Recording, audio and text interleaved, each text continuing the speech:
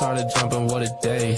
Swear to God I need it, now I can't afford to wait. I just had a fan hit me up from Kuwait. Told him this would happen and we not a minute late. Seen him down bad, now they tryna hate. Same ones try to hit me for the raise. Got a mail, now they coming with a blaze. Check the numbers, damn, I swear I'm getting paid. I'm a Don just like the Perrier. It's one time when I'm looking at a face. On the low like I'm pushing up the pace. Told him come down and I'll meet him at a gate. Got a check and I bought myself a place. They get some money and they blow it on bait. I don't flex but I'm pushing all the weight.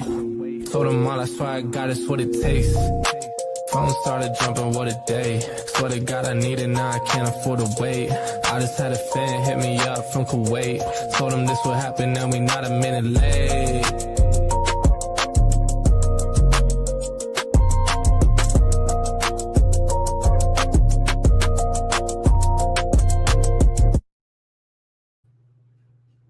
What is up? What's going on? I don't know. I can't call it, Mr. Anthony. You doing all right this evening? Yes, sir. Yes, sir. I am doing fine, man. Just trying to get some stuff tightened up around the house. Damn, I have been under the weather a little bit. Damn, myself. I know you had some stuff going on, and I've been out of work the last 2 days. Yeah, man, I tell you what, my allergies, it's been kicking my tail. In fact, I got off work today and I actually fell asleep by 30 minutes before I came on here. So I must have needed a nap. These allergies have been kicking my tail, man, this year. Yeah. I don't know if it's allergies or what, man, but I got some lung issues and they have been flaring up over the last couple of days. Yeah. Let me see. I'm getting a couple. Let's see. Drew says he's on his way. Okay, that's all right. Yep. All right, Drew's coming in. All right. Well, guys, we should have whoa. Before we get started, I think, don't you have something you want to share? What I do? Yeah. Oh, you don't want to talk about the weekend? Oh yeah. We went out to Itamon's race and did all right. I took first and second in a couple. I took first in the class and second in the class. You know, I haven't been able to race outlaw lately. I just don't have the time to put into an outlaw car. But I've been doing my thing with bracket and index racing. So I took first place in 220 index and second place in bracket. So nice. Got a little racing in this weekend. You know, I try to get it in when I can. Hey, nothing wrong with that. Nothing wrong with that at all. Yeah. Well, guys, what thanks about for you? What you get into this weekend? I didn't. Hung out with the fans. I didn't. Doctored on myself a little bit and tried to, get myself better and taking this allergy medicine and stuff and just trying to do that sort of thing. But yeah, no, I ain't gonna lie, I didn't really do much. What's up, CC, Lenny, Doug, Justin? Yep. But without further ado, what we're gonna do, guys, we're gonna bring on 2 guests tonight, and we're gonna talk Clash. Guess we'll go ahead and bring those guys on and talk about what changes have been made or any updates. So and get ready for that. Welcome, gentlemen. Yes, sir. We got what's going on? Mr. Mike McCutcheon and Tommy Burgess. How y'all doing this afternoon? Yeah. Doing good. Doing real good. I don't know if this is gonna work, Tommy. I don't know, but we'll go with it. Let's go with it. Is everybody doing good this evening? Wonderful. Mike, what's up with him? What's going on here? Hey, I'm just here filling it out, man. We're just glad to be here. Okay, there you go. All right. Everybody have a good day. You all right, Tommy? Yeah. Man, y'all the one giggling. I'm giggling at y'all. Oh, okay. On here, we're gonna talk about the upcoming race here, October 10th and 11th, and Dragway, the Clash. Gonna go over, some particulars of the race with y'all. field some questions from the viewing audience out there on all the platforms that they're on. Appreciate everybody joining us. Going to appreciate everybody that comes up to Race the Clash with us. We'll talk a little more in depth about the changes of why we had to change the Clash in the way we did, from the format of how it used to be earn your way in type deal to the current situation we're in now. And just go over things and try to answer any questions, give people all the particulars, and hope to see everybody here in a few weeks up in Shelby, North Carolina. Okay. Well, Pyro Man, let me see if we can get you an answer real quick on this. I don't know what you got it, Anthony? Yeah, I got you. Pyro Man, when will the pit map be available? Me and Mike and Steve owe Zach an answer as to the pit spots that we're going to require for ourselves. And so let's put it this way. I feel confident by Friday afternoon, available pit map spot, things Zach can put out. So here's what's available. So let's everybody shoot for, let's say, lunchtime on Friday, maybe 4 o'clock, whatever.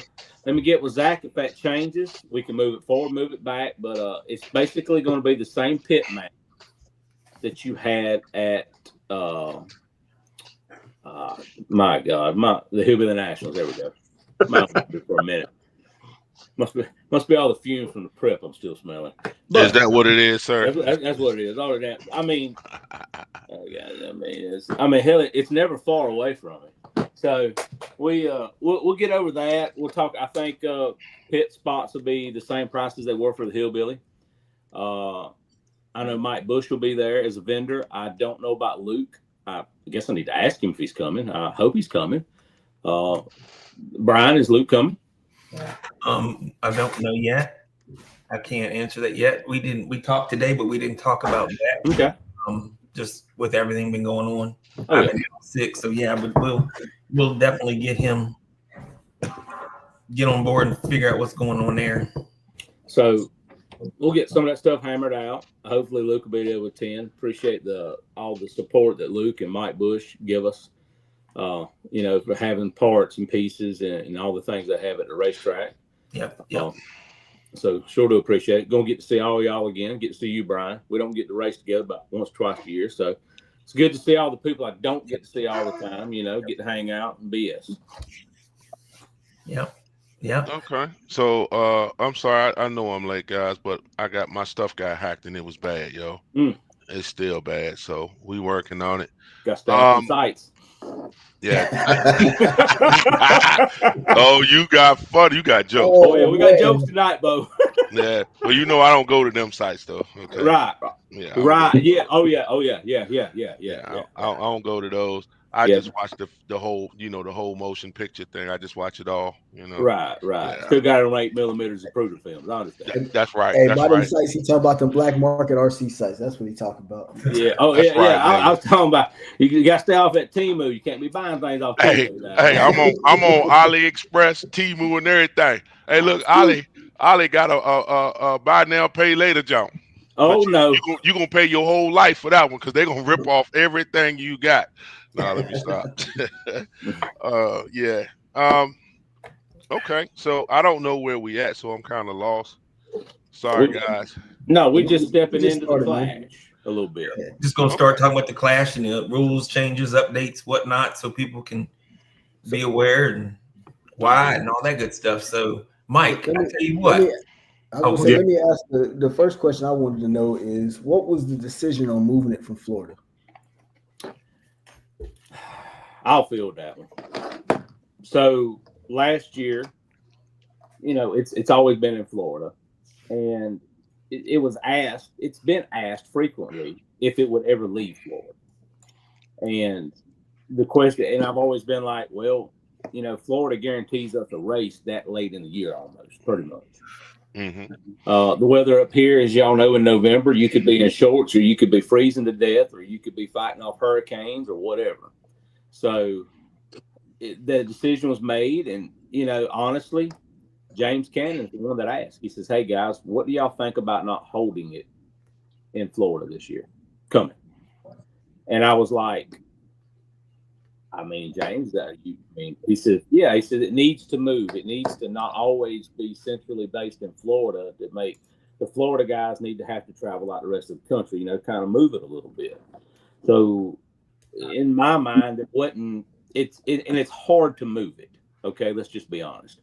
Okeechobee had the facility to do it. The deal was that James agreed if we couldn't find the facility to do it, it would go back to Okeechobee. So the only facility that I felt comfortable with was Shadyside, to be honest with you. It has the facilities, it has restrooms, it has the ability for food. It's a known surface that will be good. We knew the track maintenance and everything would be great. So Steve contacted Zach. I talked to Zach. Mike's talked to Zach. And we all kind of worked around it and figured it out and, got a plan together. And shazam, we're going back to what is arguably probably the fastest racetrack you're going to be on in the country. Oh, yeah. Yeah. Yep. Yes, sir. Mike? Yes, sir. So what rule changes is, I guess you guys have a list. Can you go down the list and tell us what all is actually, we know why the event location got changed. Can you fill us in on like rules? So basically, me, Tommy, and Steve, we all talked about, the finances of putting on a race. It's not cheap. We put on a race before. Tommy's put on races before. It's not cheap. So the local club level wasn't what we wanted it to be, that we were hoping to gain out of it. And so we had to change the format where we decided to say, we might as well just make it an open race. Trying to, just open it up for everybody, but still reward those that's already have competed in the clash in the local areas. Go ahead and let reward them with, a free entry into A and B, if I'm correct, Tommy. Yeah, no. So, all right. Used to be if you competed in the clash and you were coming, you got a free A, and if you were a champion, you got the free B entry. That's correct. I'm sorry. So this year it is, you pay a $40 track fee. Each bracket is, if I'm not mistaken, $50. All right. Your A bracket is 50. Your B bracket is 50. If you won a clash race, and there's not that many winners of clash races this year, your B entry is free. You get thrown into the deal. Now somebody's going to say, okay, what about their money? It's just the entry. So let's say you've got 50 people and you've got 10 winners. There's only going to be 40 people's worth of money in the B bracket side. So if people get to wondering why there's 100 entries and there's only this much money, that's why. So there's no contribution whatsoever. That's a way to pay the racer back that supported the clash. That's something we've always kind of done to, try to help that deal. So like I said, there's not that many of us that have won the clash races. So it might be 10 at the most. So that's what's going to happen there with that. Plus there's pro stock, plus there's dry tire.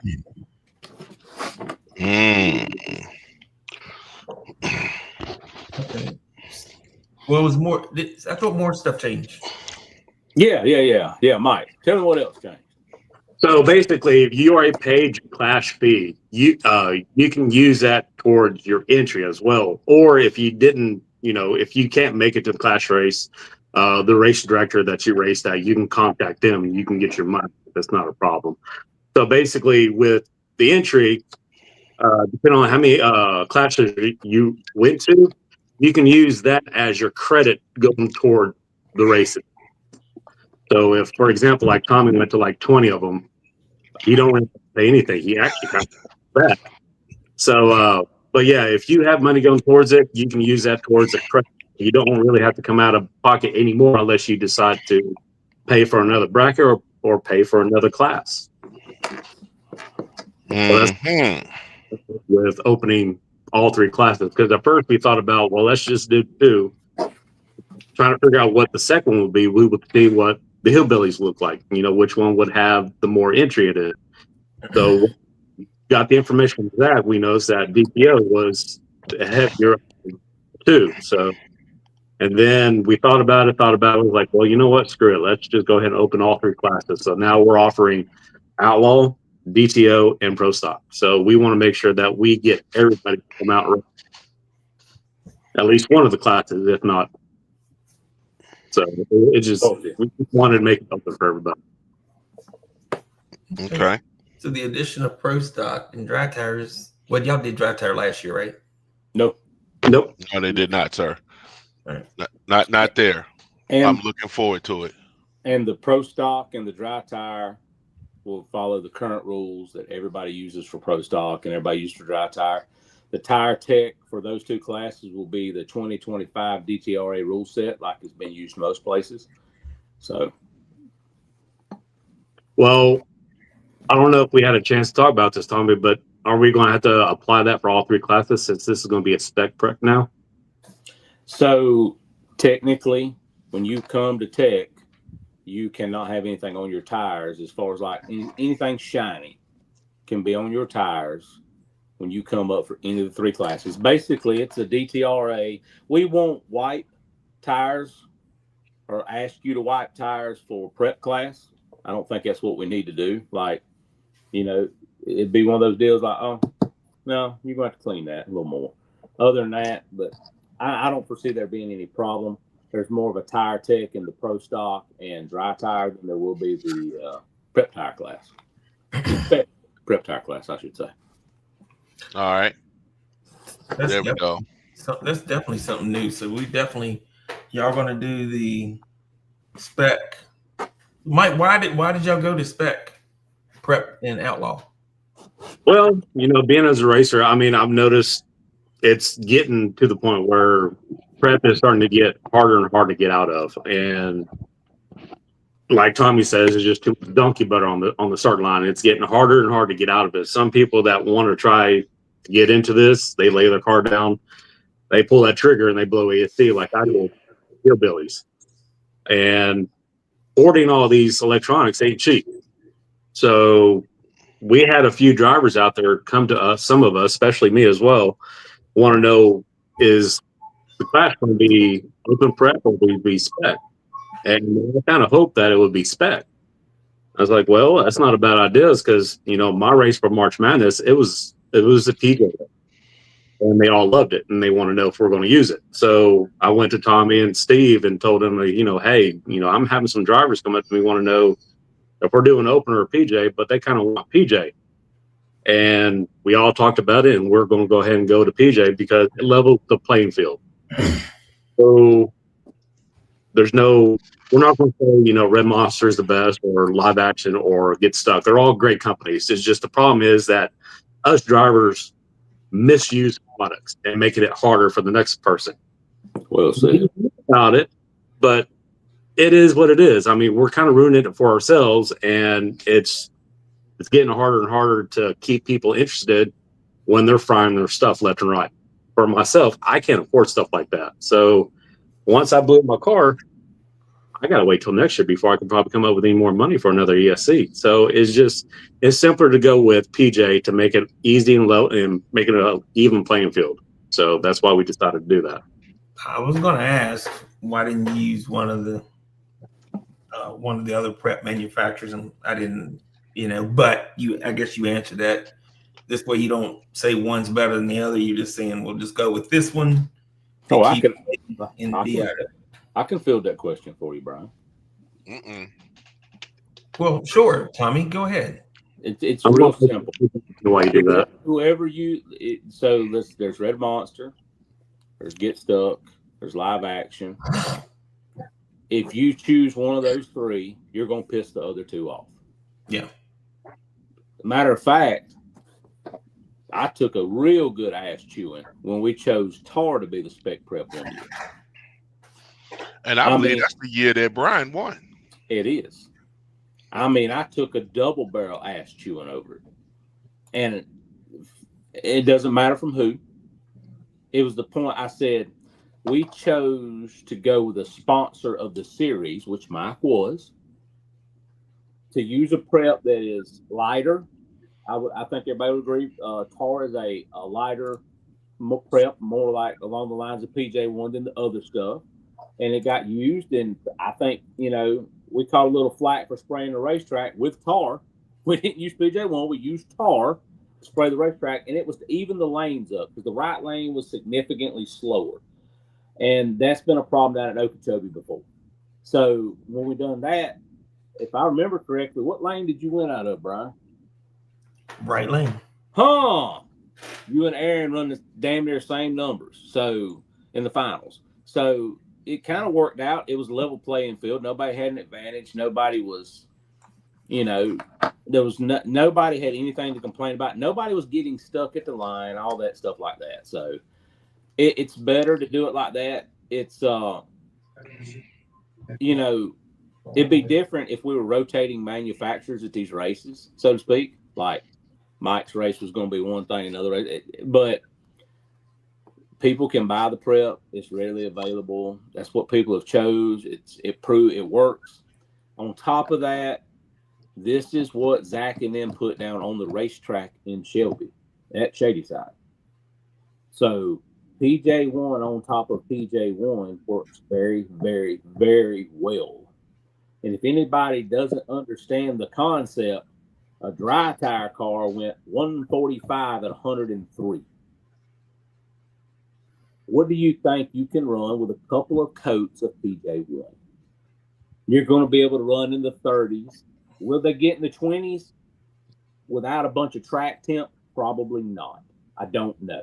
You got to have track temp to go fast. You got to have a certain amount of track temp.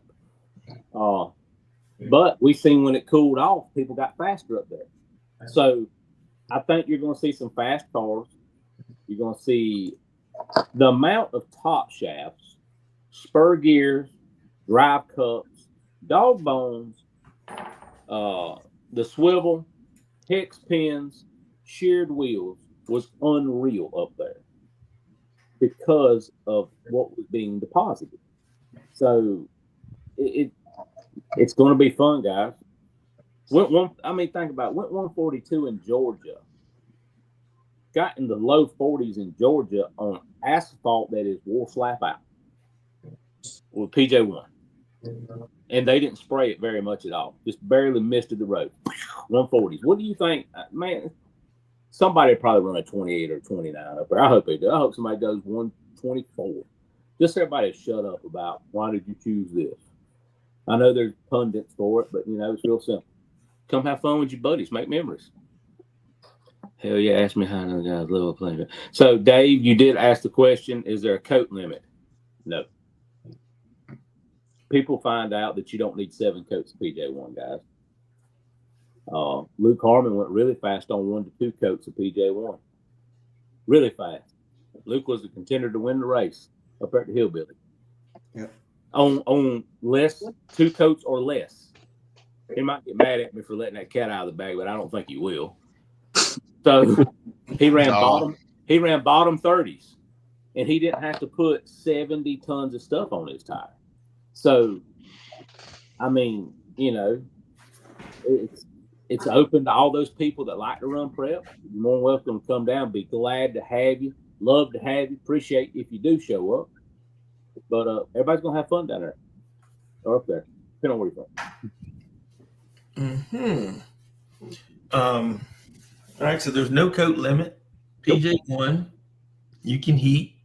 Yes.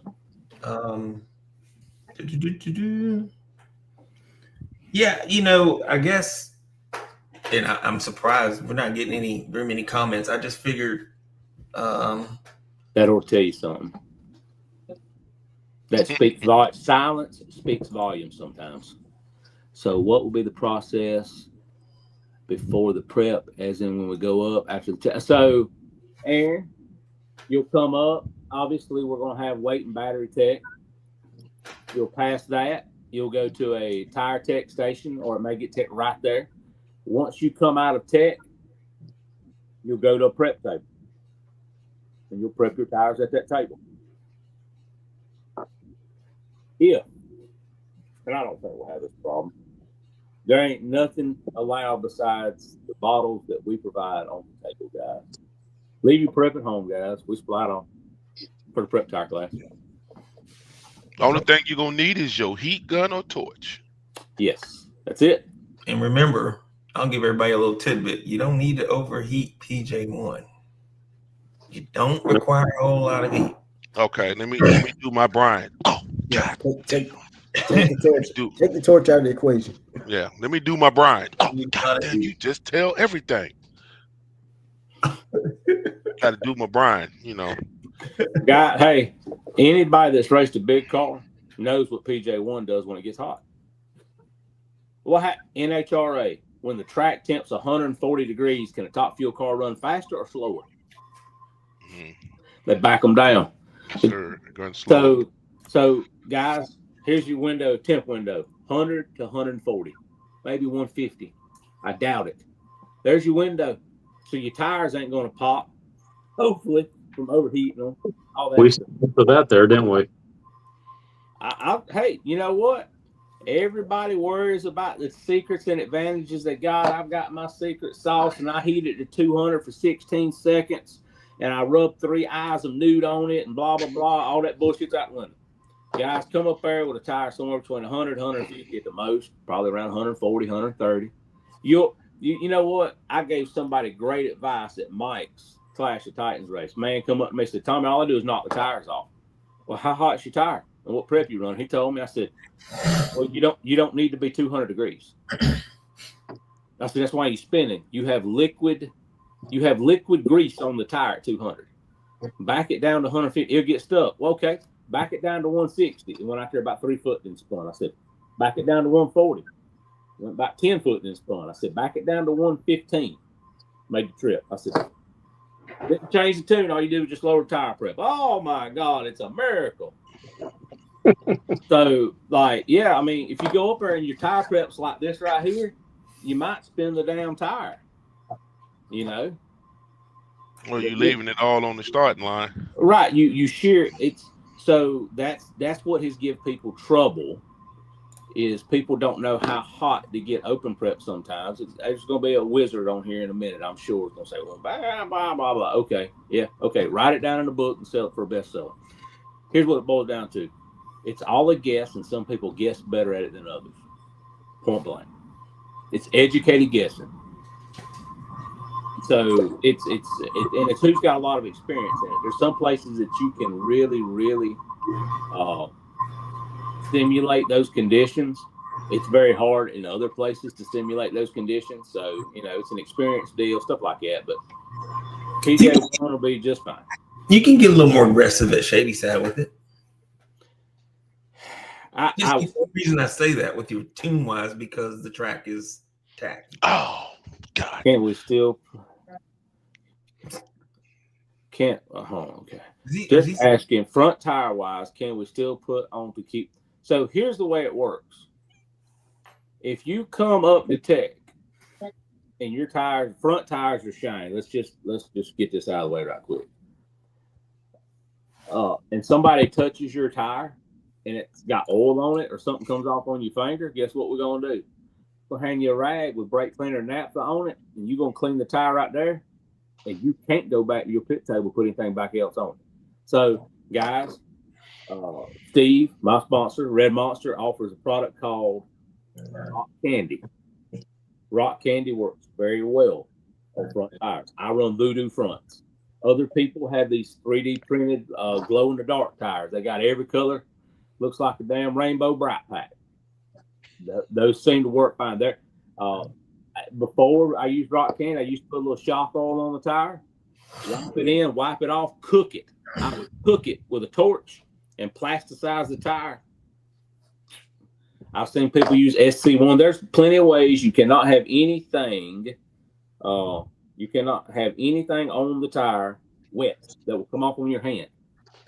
That's all we ask for the front tires. James Goddard, I like preheating the tire like I did one cut. That's fine. Once you go through Tech, you can't put nothing on that tire but our supplied prep or heat. That's it. That's all you get. So if you want to warm your tire up, then put one coat of PJ1 on, that's fine. We're not telling you can't preheat your tire. So, yes.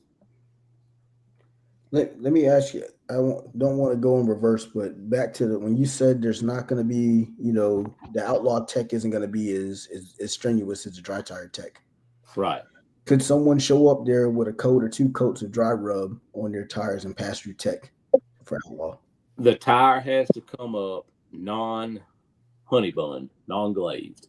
That's pretty much the DTRA rule. If you just want to get right down to it. So I'll tell you this: if you use PJ1 and you go back to the pits and you clean it with certain cleaners, that tire it'll tack right back up crazy. I ain't asking you to clean all the prep out of your tire. Come up there. That tire right there got a hair. You can't see it. There we go.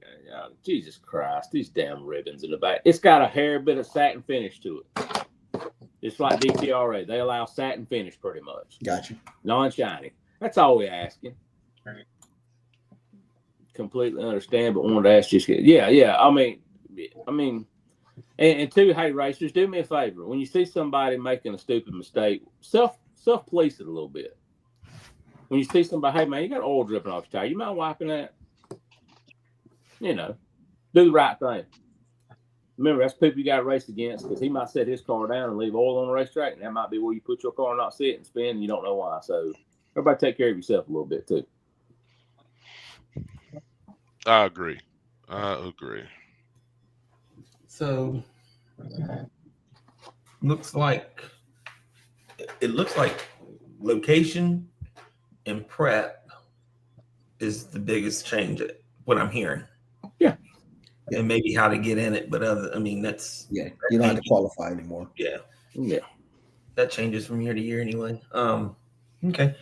Are y'all getting very good participation, Mike, from the other tracks that are getting involved in it? We have some people that come in and like the change that we did, especially when we opened up all 3 classes. Now we got more people wanting to come to join those classes, instead of just making it just outlaw only. So yeah, we're hoping to see a lot more than what we are thinking. We're not asking for I know we're not seeing 200 races show up, but we're going to hopefully at least, what would you say, at least over 70 for all 3 classes? I think if we have 75 to 80 unique racers, unique means separate drivers, that'd be good. I know traveling gets harder later in the year. If you'll notice some of these races, Vegas is what? October. I think it's Is it October? Yeah, I'm thinking late October, 3rd week, I think. Right. So you got, you just had Shady Side people travel to it. Some people are going to travel to Vegas. It's that time of year. Races kind of stack up on one another a little bit. So 70, 80 racers would be just fine. Sometimes quality of the racing means more than the quantity. The experience means a lot, guys, to me. Yeah. So we had Power Matt had a question about where's it at? About Quick 16 on Friday. We don't have any plans for it as of now. Okay. That doesn't mean that can't change. Gotcha. Yep. Look at Brad. And Brad want to run a big bracket race somewhere. I agree too, though. But he's running a big bracket race this weekend. Yes, it is. It's going to be about $6,000 down there this weekend. Anthony, you coming? You fresh off a couple of wins too, and some second places. Oh, you on your way? Oh, snap.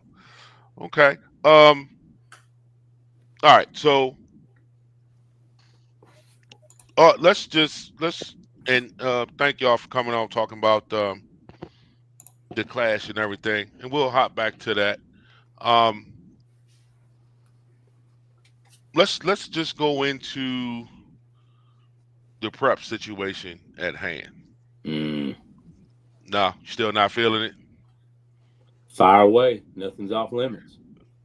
Well, I mean, I just I'm gonna be honest. I'm torn. I hear both sides, and right now we just want to just get a perspective from everybody. Yes, we know the main things like people come in and they misuse prep or what we think is misuse of prep, like Mike says. And then you get donkey butter on the line, right? So just with all of that and the knowledge now of how to use prep shouldn't have gotten better, right? You would think. Maybe. You would say that, but Right.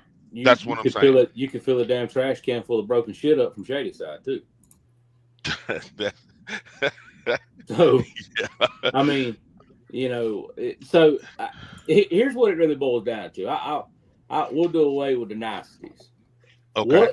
What does the major group of people that race this style of RC, what do they want for the future of the RC drag race hobby in its current configuration for a rubber tire, 2-cell, 2-wheel drive, SC style car?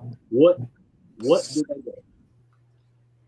What do the people want? That's the question you have to ask in order to get the proper answer.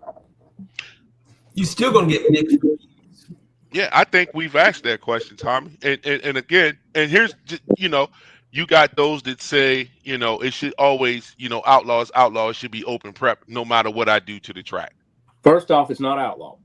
Let's go ahead and take that shit off the table. It's not Okay. outlaw. Outlaw is closer to 7th scale racing than it is what we do. What we do is limited open. Yeah, but Tommy, we call it outlaw. I know what we call it. Okay. Here's the problem. When you say outlaw, all of a sudden these people they get like, by God, Jesse James, I'm a damn outlaw. No, you're not. You're not running 4-cell. You're not running all this other shit. No. You have a set of rules. So to get pissed off that the people are trying to change the rules to make it survive, okay. At some point, you have to look. Number one, dry tires never took off. Let's go ahead and get that out of the bag. Why? I don't know. I got an idea why, but I ain't gonna say. I'm gonna leave that be. It's my opinion, and I'm not gonna voice that opinion. But I'll tell you this right here: I do not belong in dry tire.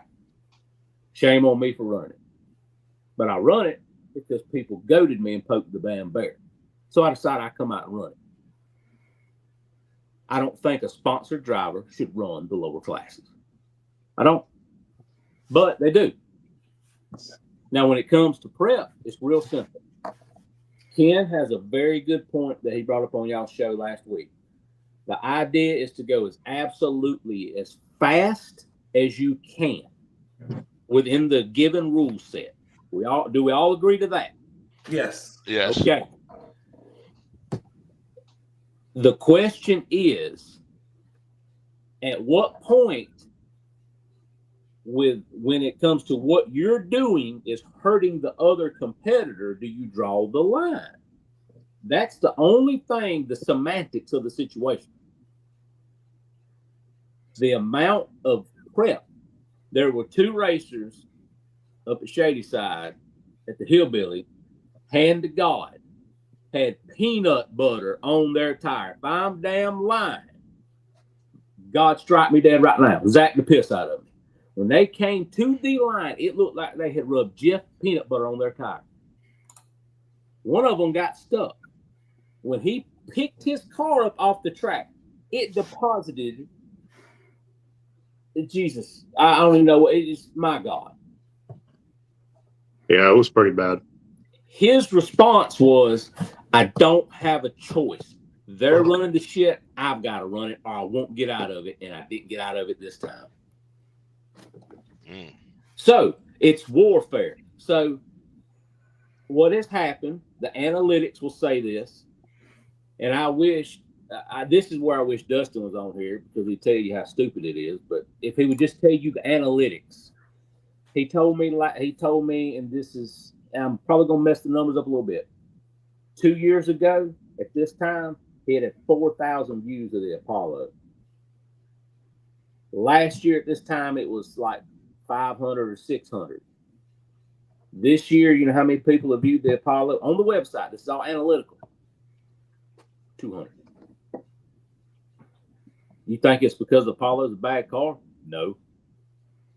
Everybody in this community, with the exception of a few that will, hell, it's their lie, they can tell it if they want to, has seen a decline in business to this style of racing car, has seen a decline in business to the electronics, motors, tires, everything. The amount, it went down. There's no doubt about it. Other than the race in Florida, which brings out the people that want to get out of the north and come race south to get out into some better weather. And plus, Florida has a very strong community. They might not travel 8 hours away like some of them will, but if there's a race in Florida, they're going to run it. You had a real good turnout, I felt like, at SoFlo. After that, the analytics tell you every race is down 40 to 60% in attendance. And we're saying that's primarily due to prep on the track. No. Okay. To a point, people are saying, I don't want to spend the money to keep burning shit up. So if prep is the reason they're burning things up, then yes. Okay. So it's real simple. And you've got some guys that can run that. They run the open style prep to a T. Congratulations. I'm happy for you. I understand the thought. I want to go as fast as they are. And nobody is breaking a rule by what they're doing with prep, by the way, guys. There's no rule. It's open prep. So let's make that abundantly clear. Yeah, that's important to know. No blame on anybody that is running open prep. And if you leave in 30 gallons of it behind you when you leave, you're fine. But car counts dwindled, manufacturer sales have dwindled, everything has gone down, down, down. And there's going to be somebody after this show going to get up there and beat the damn war drum. He's a lie. He's a lie. I got $100 bill if you can prove me wrong. Prove me I'm wrong. Prove me that participation's not down year over year, that it's from 4 years ago to 3 to 2 to now, it's down. Sales are down and stuff like that. It's just how it is, guys. Ken was right, though. Racing sometimes regulates itself. And what it does is, in certain avenues, it forces out the people that, A, can't dedicate the time to it, can't afford it financially, or just think that the pursuit and the direction that it's going is not worth their effort because they see it being a war of attrition and cannibalism. Yeah. Okay. I agree. I gotta be. Can I play devil's advocate here? Yes, sir. Absolutely. Because I'm gonna pick on you, Tommy. Do so. Why all of a sudden now are you so concerned about this? When a year or two before you never was concerned. Now all of a sudden you want to be a spokesperson or an advocate to be against prep. So okay, let me clear this up tonight, and everybody can write it down. I'm an advocate for nothing. I'm telling you facts. What you do with them is your own. We're talking about why the decisions and why the things are going the way they're going. If you ask me, if you want to run a prep race, Brian, I'll support you. If you want to run an open prep race, I want you to go have fun with your buddies. I want you to go have fun and have a hoot. I don't discourage nobody from doing it. I am not an advocate for dry tire. I'm not an advocate for PJ1. I've told you what I'm going to do. Nobody, hey, don't let my story write your story. Everybody is their own individual. I choose not to pursue the open prep game anymore because of a couple things. A lot of times when I go to these races, Tommy, can you come clean the racetrack? Who's that a disadvantage to, Brian? Me. You. Now, hey, I've been paid to maintain racetracks. Let me be upfront about it. I did it willingly. What I want to do now is go race shoot the shit with my buddies. And I want to see the prep cars go 1-1 next year. I want to see dry tire cars go 1-3 next year. I want to see pro stock run 170 next year. I want it so fast when you pull the trigger, it's like lightning blowed up struck. Pow! You know, chow. Hell, everybody go have fun. That's what I want everybody to go do. But I am not an advocate. I am not going to tell you at your race what you need to do. If you ask me my opinion, I'll say, hey, I would have done it like this. But for the guys that want to run open prep, hey, guys, keep on digging, man. Don't let it die if that's what you really love. But Tommy, you're right though. Attendance is down. We can't say it's due to prep. You know, travel expenses, all that stuff's getting higher, but it is down. The willingness to travel is not there anymore, right? For whatever reason. Okay. So let's talk about this, guys. What and you know, it's like beating a dead horse or beating the drum. What can we do to fix it? Yes, you got your diehards that go, hey man, I you know, this, I want to do it this way. I want to put as much snot on it as I can. I got 12 ESCs and I'm willing to burn them all up. Okay. But you didn't finish the question though, Drew. Why didn't you also add in there, or what did Ken say last week? Or we go ahead and learn to tune our cars to get out of it and move on. Yeah, well, yes, practice. That's what it is. Now, my answer to the whole practice thing is I don't care where you are. You cannot prepare yourself or get a track that sticky with all that stuff on it at your local race spot event unless you got a private road that nobody goes down. You can in Pontiac. See?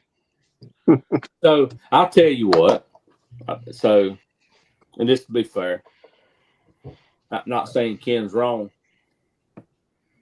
I got all them receipts in this phone for one time or another. All them people that beat the war drum for it today.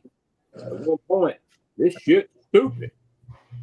One man that drugged me over the coals a little bit about Shady Side. At Shady Side looked me in my eyes. Piss on this. I'm going dirt oval racing. This is stupid.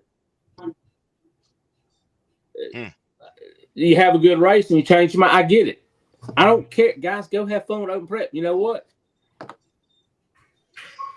If they want to learn to tune out of it, fine. Well, learn to tune out of it. Hopefully it will survive and you'll still have races where you can go run for $5,000, $6,000, $7,000, $8,000, $10,000.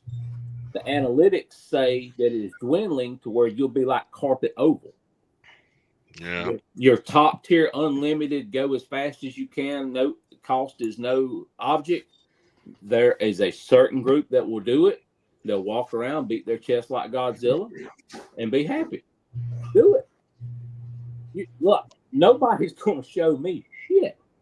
I don't care. Nobody's putting I was the fastest man on prep on their damn tombstone. Let's just be real. None of us do this for a living except for some manufacturers. Dustin doesn't race for a living. He manufactures cars for a living. Ken does, all the DRC and accelerant stuff. I mean, so guys, look, it's in their best interest. It's in Ken's best interest if this hobby stops the dwindle and we figure out a way to turn it around from a business standpoint to get more people involved. What you want is classes where people can go get their feet semi-wet, not drowned to death, and then they can decide if they want to step up to an unlimited style number chasing class, and they will understand the money that goes along with it. They'll understand the financial side it takes to do it. Because to run a DTO car is cheap, if you want to know the truth. Run a dry tire car is cheap. To run a prep tire car can become costly. To run a pro stock car, I don't think it costs a whole ton. So you've got two classes that have lower financial cost, but also they have lower performance than the unlimited performance class, pretty much. But there comes a higher cost with it, potentially a higher cost. So learn to tune out of it. I heard some people say that a long time ago, and they don't race SC no more. Yeah, it's a lot. But you know what, Drew? Let me say this. And, well, to the others too, I say Drew because he asked a kind of question. I would love to take a consensus or some kind of hear our viewers chime in and say the reason I got out of it, or thinking about getting out of it, or I'm not into it like I was. Was it 1, finances? Was it 2, prep? Or was it 3, just all the griping and stuff and the complaining and the drama behind it all? Well, let's do I would that. like to know what's the top 2-3 reasons, and see what are people really feeling. Okay, so you want them to pick from one of the three, because we're gonna do this. It's only 50 minutes. How much time y'all got, Mike, Tommy? How much time y'all got? As long as there's Red Bull, I can get up in the morning. It don't matter. Okay, well, we ain't gonna hold you. Let's do this.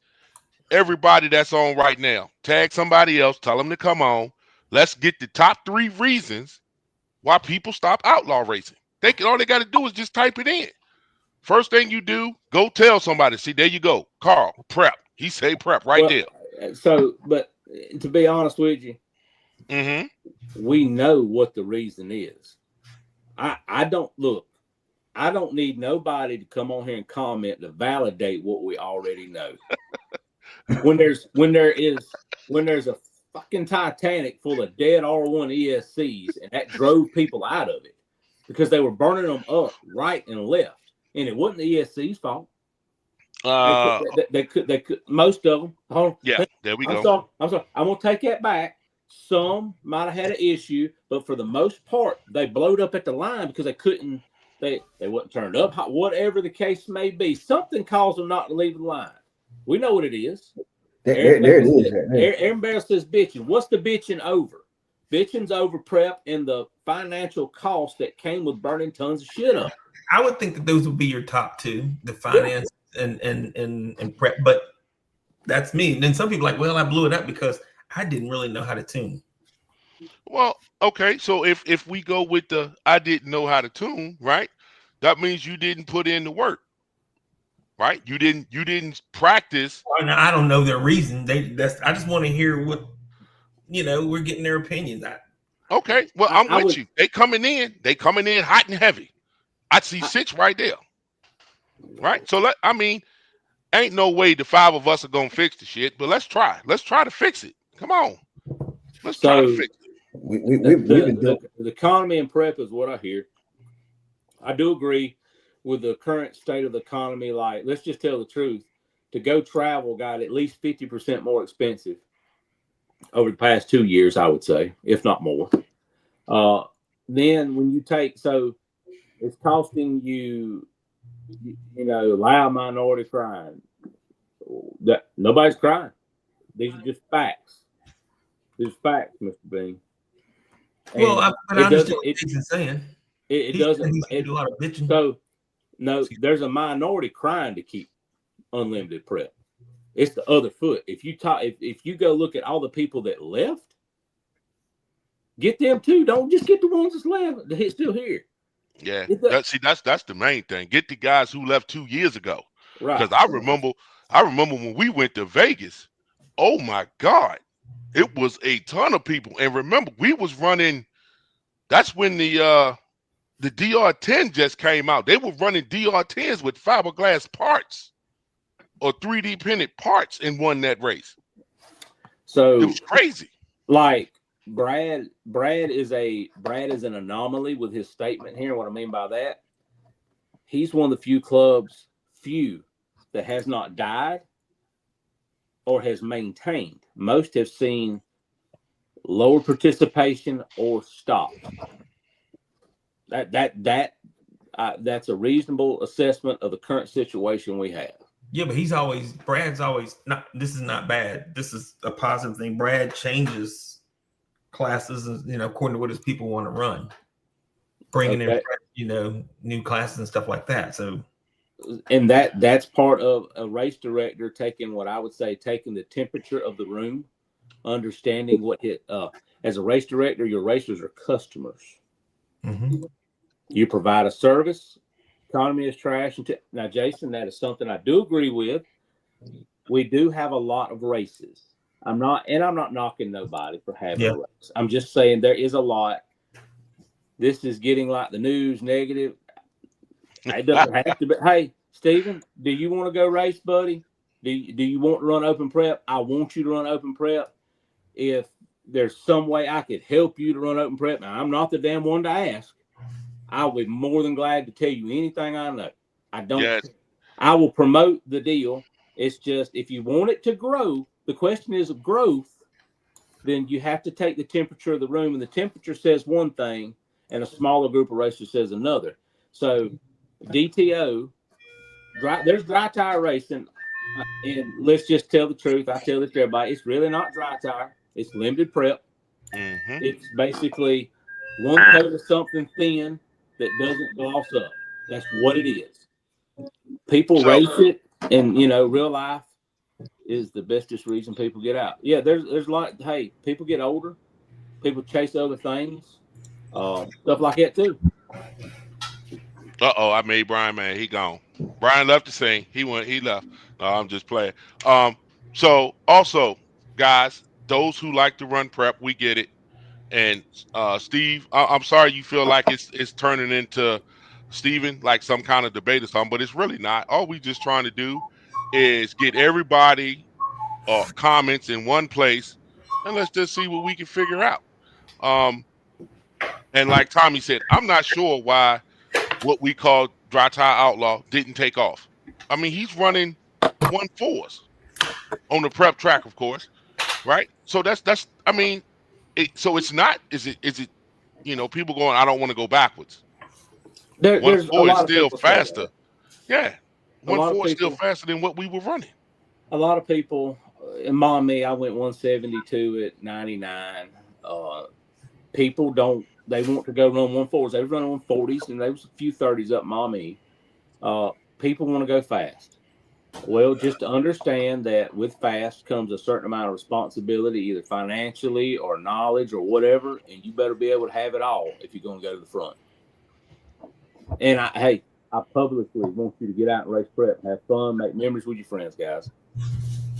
Let me say this to Jason Bean and Junie Gordian. I totally agree with you guys, but as far as us for a show, we have to bring out the positive and negative. I know sometimes it does feel like it's more negative than positive, but right now I think that we're going through our paces in this hobby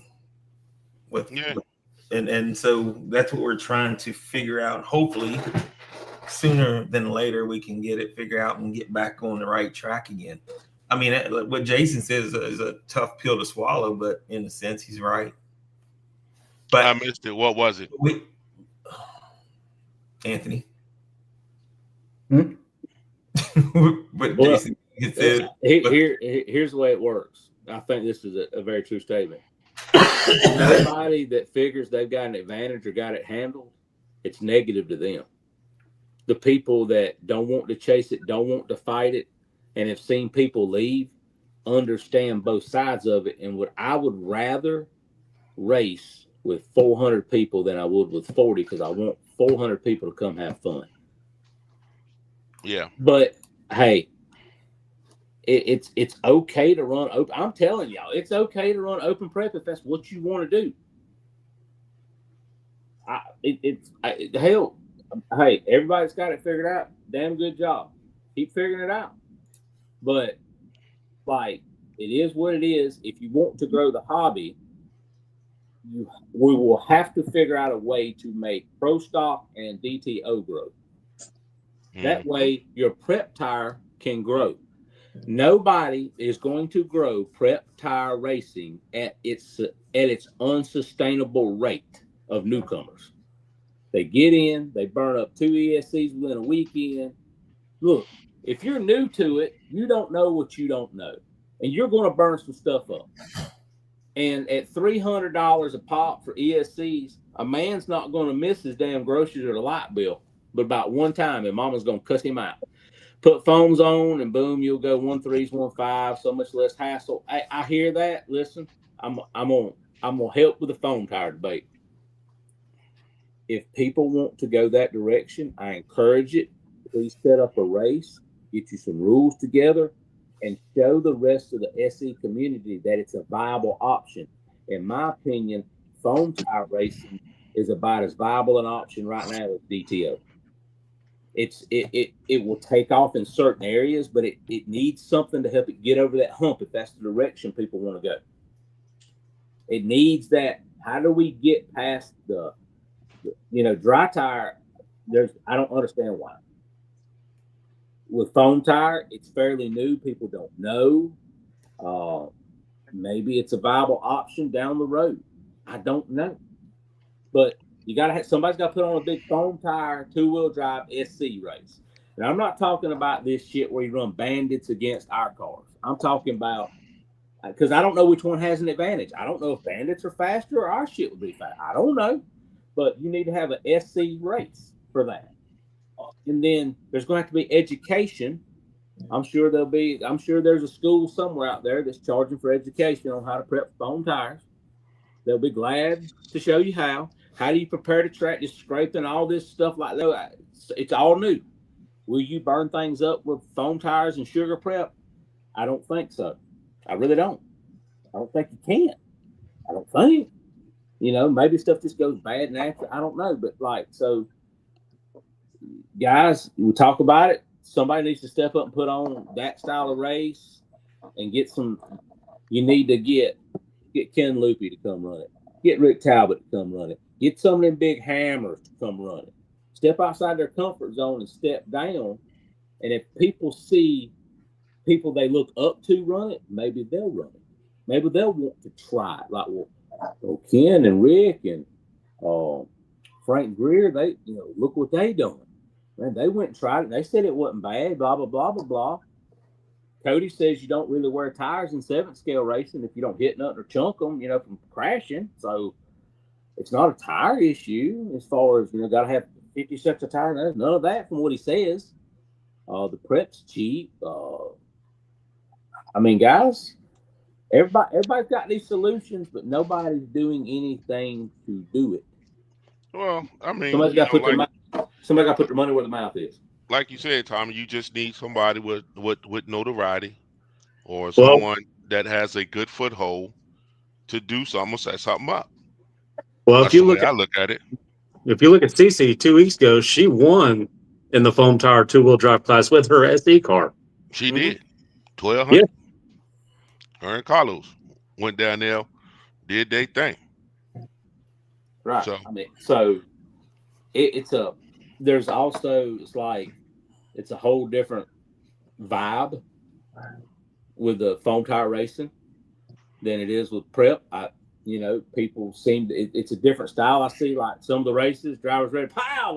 It's just I'm like a bunch of bang light racing, stuff like that.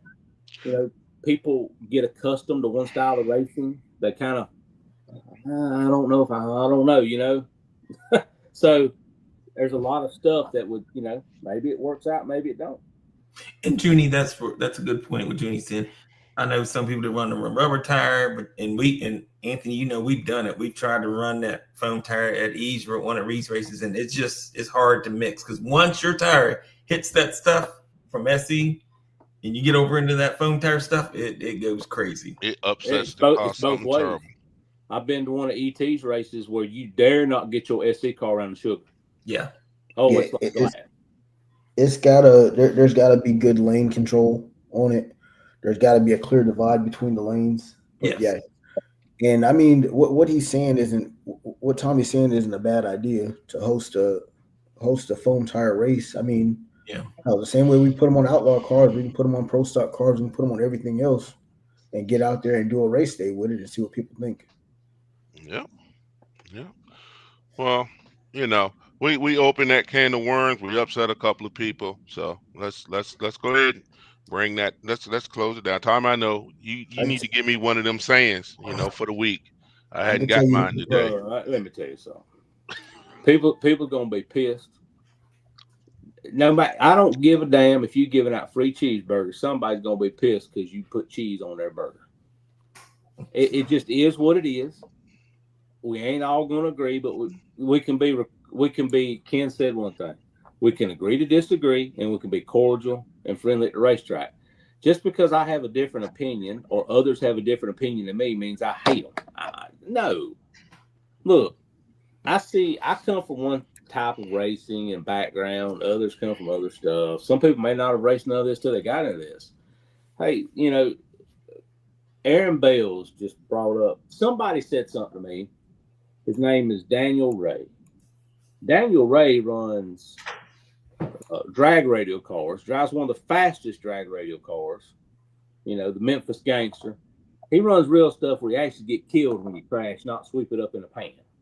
So he says what hurts this style of racing is seeing the ET. And I don't disagree with that. I've heard that. It because getting outran, but really not knowing how bad you got outran, and making somebody have to make decisions not to sit on a number.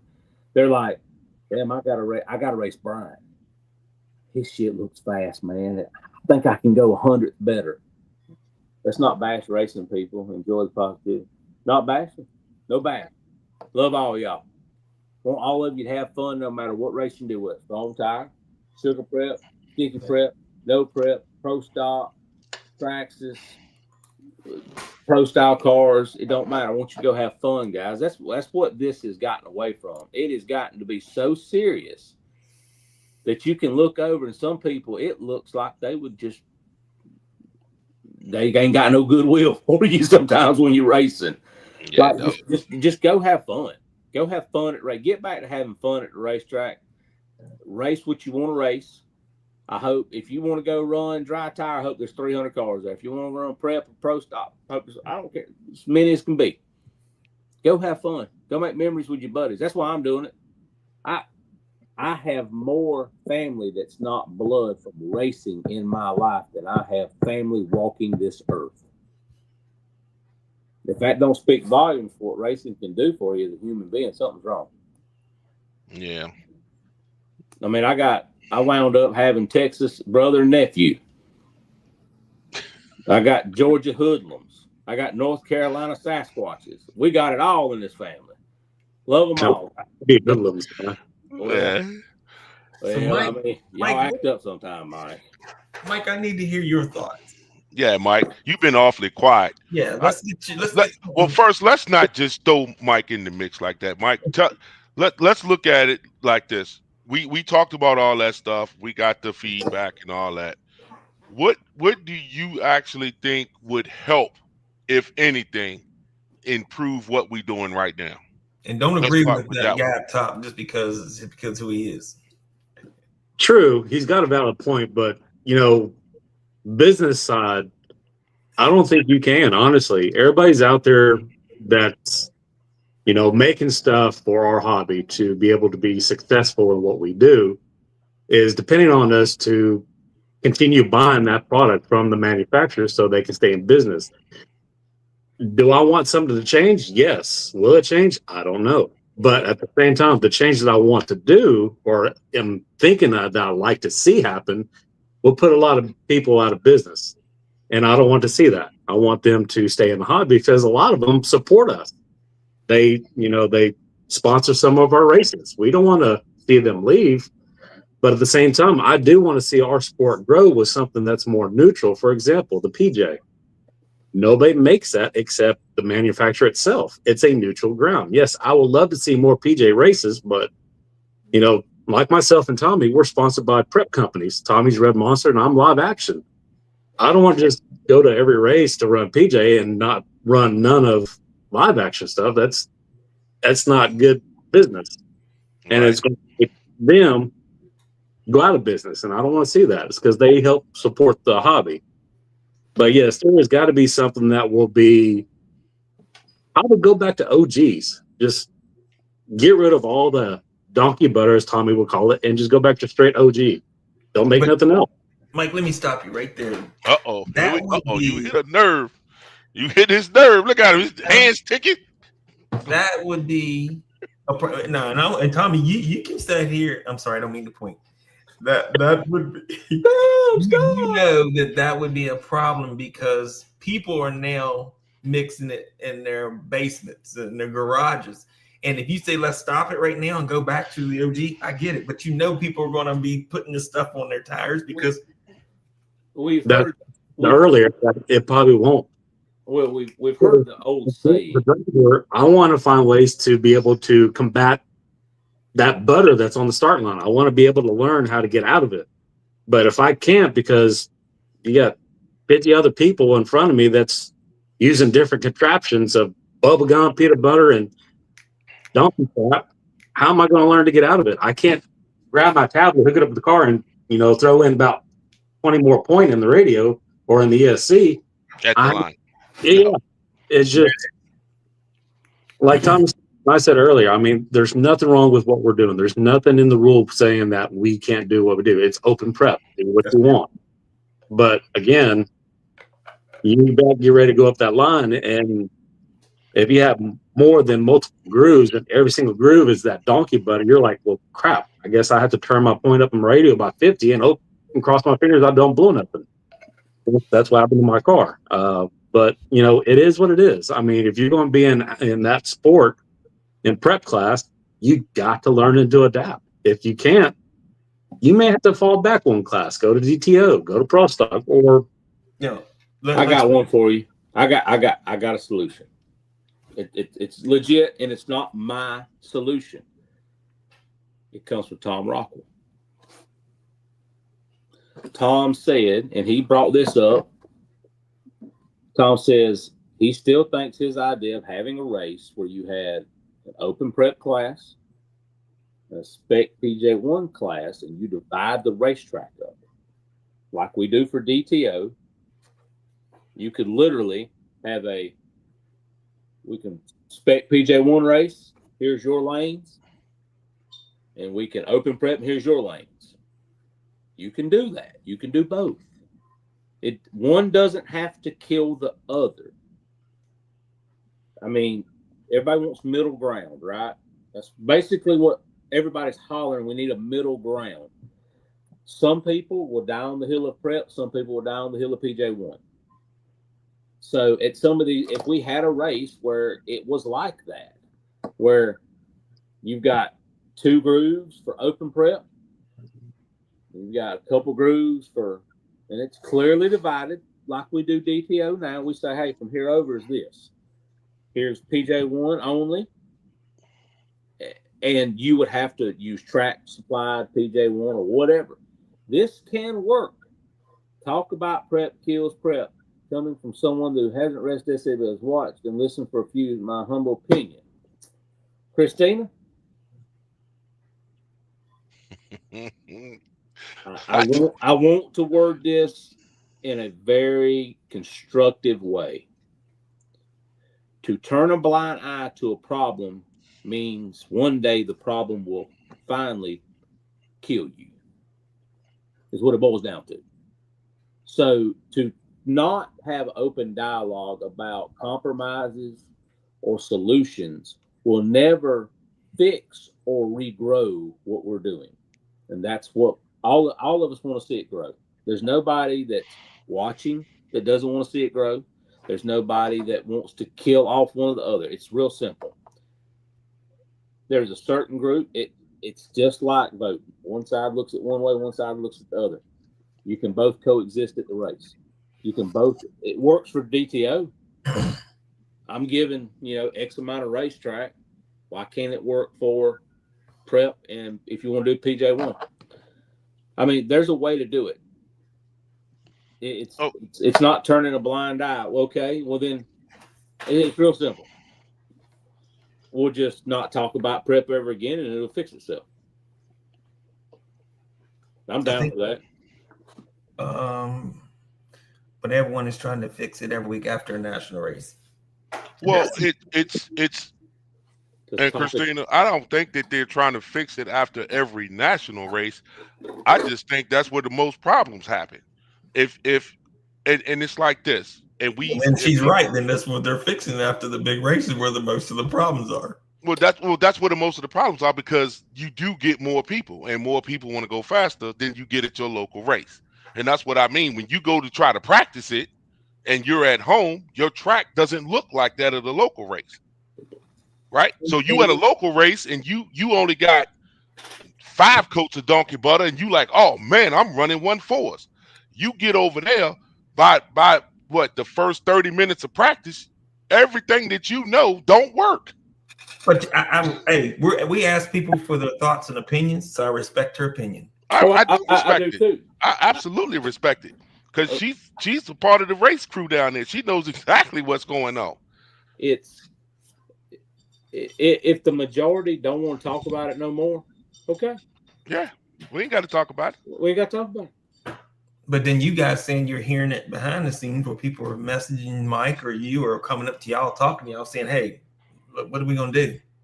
As unfortunately, and I'm going to say this, and it's not tooting my own horn, people have a belief in me and my ability to speak to a group of people to try to enact change. Yep.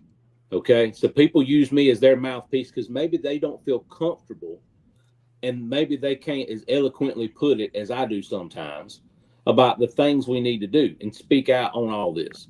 So everyone complains after everyone. Listen, I watch all this show. I'm just praying. You're right. You know why people complain? Because if it was fun combating some of these situations, people wouldn't complain. But it's real simple. If you want to run open prep, you know what you're getting into.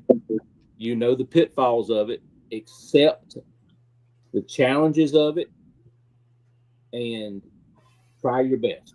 Yeah, and I'm just gonna give you my thoughts. If and you know that don't matter to a hill of beans to anybody's out there, because I don't race it anymore. Okay. Yes, you guys should be able to race any way you want to race. If you guys want to plop that stuff on and race like that, race like that. No one here is saying don't do it. It's kind of like a car heading downhill with no brakes, right? It's going downhill with no brakes. That's all. But yes, we're not gonna. I mean, like I said, us 4, us 5, we can't change the situation. We can try to talk about it. We're at the end of it. It's so what is the solution, Tommy? Well, the solution is, what do you want? What do you want to happen? You have to answer a couple questions first. Do you want regrowth of the hobby, or do you want better quality of racing? So I'm going to assume that you want growth of the hobby, and you want better quality racing, and you want happier people. The only way that happens is the destruction part of what we do has to lessen. We have to see less electronics blowing up. We have to see less parts failures. We have to see some of that. But then again, when you do that, you're not unlimited racing anymore, or outlaw racing anymore. So you have to offer other venues and avenues for racers to race so they can participate at what level they want to commit to. And then when you have new people, maybe somebody runs pro stock for a year, runs DTO for a year, then runs prep tire for a year. You would hope you've set the structures up to step up the growth of your unlimited class, or at least have a supply of people that may be enthused. Unlimited prep may not be what everybody wants to do. We keep talking about it and fixing it. And what's going on? Take one. Exactly. You know what you're getting at. Okay. Okay. So with that comment, Christina, there is no fixing. There's nothing to fix. It's like when you sign the waiver to go into a big race. You know what you're getting into. I personally, if you want to run it. Whatever support you need from me, be more than glad to give you support. But at this time, this is what killed it. To regrow it, we have to figure out a way to supply it with people to regrow it. You can't plant dead seeds to grow anything. I think in the end, racing also depends on what you can afford and how deep you want. You're right. There's a lot of how deep are your pockets. So, I mean, I think I've proven over the years my pockets is about as deep as anybody that does it, and I don't care to chase the headache for me no more. That's all I'm saying. a lot of people, it's become a headache because it's not you. I've seen the best get stuck. People that have schools on not getting stuck get stuck. So try more classes. Exactly. That's why, like, if foam tire is a thing, it's a thing. If dry tire and another iteration is a thing, it's a thing. If open prep and PJ1 spec prep races are a thing, I think somebody needs to try that next year. Somebody really needs to try to have. Here's the open prep side of the racetrack. Here's the PJ spec side of the racetrack. There's two different classes. I think you would be amazed at the turnout for that because it's two options. It supplies both sides of this debate with a functional way to race at the same race. So we ain't solving world hunger. We ain't gonna cure cancer. It ain't gonna happen. You're gonna have to figure out a way to please both sides the best you can. And the only way to do it is either spec only races, open only races, or a dual race, as Tom Rockwell has suggested. I mean, there's some options out there. We just need a race promoter to maybe let's think outside the box as a community. That's what we need to do as a community. It's not me against y'all, y'all against me. No, that's not what we're doing here. It is me trying to come up with a way to keep people involved. How do you stop the bleeding, and then how do you make it grow? I run a class with budget macro stock. I don't leave anything out. Yeah, there is a class for everybody kind of right now, but there might need to be a race that has a double outlaw, so to speak. I got something I need to say, and I know I'm gonna probably get bashed for this, and I know I'm gonna probably get some hate mail. But go back 2, 3, and 4 years. At one time, who was dominating SC? Let's just be honest. Cody Offenbacher and his buddy. Was he not? Mm-hmm. Did we not all at one point in time bash them for what they were doing to the track? Yes, we all have. We can't all sit. No, everybody's heard it. Everybody's seen it. When they showed up, people would gripe and complain. We all need to give them an apology because guess what? They were doing what was legal because it was open prep. Was it not? It was open prep. Just nobody had seen it before. No. Hold on. Here's one of them stories. Okay, go ahead, Tommy. Here's one of them stories. I'm gonna play devil's advocate with you on this one. There was a group of people. Hell, you know what? I ain't even gonna protect the names no more. I can tell you where it all came from. When we went to up there to the 37-hour race in Tennessee called the damn what was it? Smoke in the mountains, whatever it was. King of the Smokies. King of the Smokies. The one at the racetrack where Dustin had the railroad tie. Yep, King of the Smokies. GFRP seen R1 over there with prep we'd never seen before. Point blank. I'm gonna tell the truth. I'm gonna let the story out. I'm gonna take what blame is the blame. I'm gonna lay blame where it lays. I know exactly what the story is. Me and JFab and all of us seen it and said, "Holy, what the hell do they have?" It was some form of condensed OG get stuck. We told Jeff, "I don't care what you got to do to make what they got. Get on it." Me, JFab, all of us, every one of us in GFRP did. Jeff made Spider Spunk. We got it. JFab tested it. JFab's words were, "Tommy, this shit is crack. You can't get away from it once you start running. It's ungodly." And then, but we didn't realize the ramifications. We not know what we asked. Okay? Yeah. So then we started running it and we said, this ain't good. This is an advantage. Selfishly, we asked Jeff not to sell it. And I got the damn receipts to prove all this conversation. Said, we need to keep it for us. We were going to try to be the ones to fuck it up. That's the truth. bunch of greedy, no good. No, damn right. Hey, look, You and I damn seconded it, Tommy. I know it was. I know that. I'll tell you, because 3 of them got some and went out and practiced with it. Called me before that Sunday and said, when I go to Ohio, I'm going to set this bitch on fire. That's exactly what he told me.